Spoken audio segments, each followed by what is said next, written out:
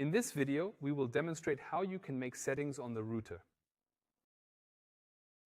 First, we'll de-energize the device by removing the battery. There are 4 things to consider now. Firstly, unlock the tension lever. Secondly, adjust the depth stop to its minimum setting. Loosen the nut.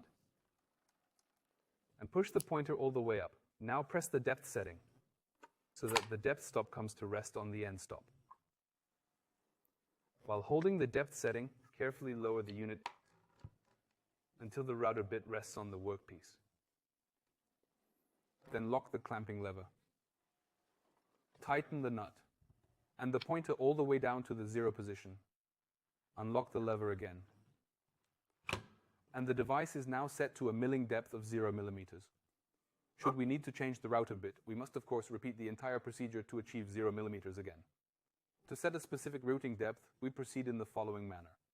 At first, open the counter nut and turn the depth stop counterclockwise as far as it will go, until the desired depth is reached. In our case, 5 millimeters. Afterwards, tighten the nut again. To verify the routing depth, a test cut should now be carried out.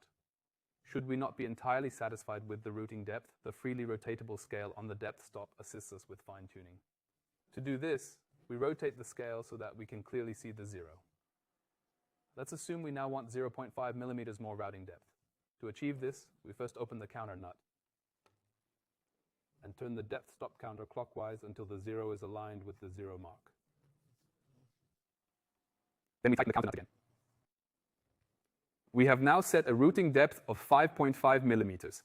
If we had wanted to decrease the routing depth, we would have needed to turn the depth stop clockwise. You can find more information on our website. If you have any questions, you can reach out to our customer service.